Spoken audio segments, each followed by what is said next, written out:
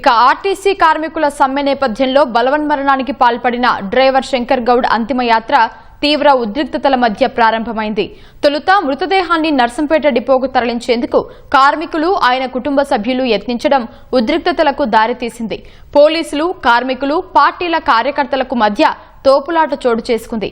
వీరికి విపక్షాలు ప్రజా సంఘాలు మద్దతు తెలపగా కేంద్ర మంత్రి బండి సంజయ్ పోలీసుల తీరుకు నిరసనగా ఆందోళన చేపట్టారు. చివరకు కుటుంబ సభ్యులు ఆర్టీసీ జేఏసీ నేతలతో పోలీసుల మంతనాలు కొలిక్కి రావడంతో అంత్యక్రియలకు అంగీకరించారు. వరంగల్ జిల్లా నర్సంపేట బస్టాండ్లో ఆత్మహత్యకు యత్నించి ప్రాణాలు కోల్పోయిన ఆర్టీసీ డ్రైవర్ శంకర్ గౌడ్ మృతదేహాన్ని హైదరాబాద్ నుంచి నర్సంపేట మండలం ముత్తోజీపేటలోని ఆయన కుమార్తె ఇంటికి తరలించారు.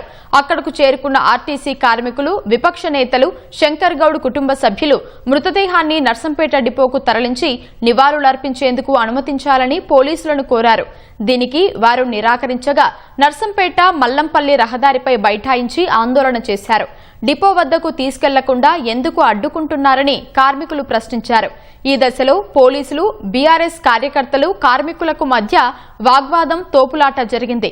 శంకర్ గౌడ్ మృతదేహానికి నివాళులు అర్పించి ఆందోళనకు సంఘీభావం తెలిపిన బీఆర్ఎస్ నేతలను పోలీసులు అడ్డుకున్నారు. దీంతో కార్యకర్తలు కార్మికులు వారికి వ్యతిరేకంగా నినాదాలు చేశారు.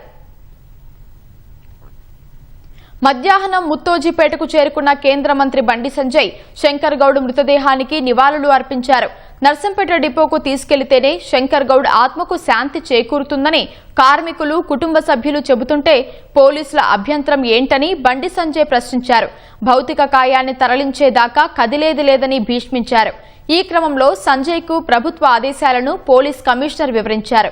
శంకర్ గౌడ్ కుటుంబ సభ్యులు ఆర్టీసీ కార్మికుల విజ్ఞప్తిని పరిగణలోకి తీసుకోవాలని సంజయ్ కోరారు.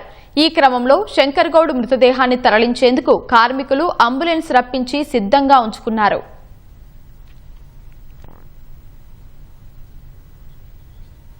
తీవ్ర ఉద్రిక్త అనంతరం శంకర్ గౌడ్ కుటుంబ సభ్యులు జేఏసీ నేతలతో పోలీసులు జరిపిన మంతనాలు కొలిక్కి వచ్చాయి.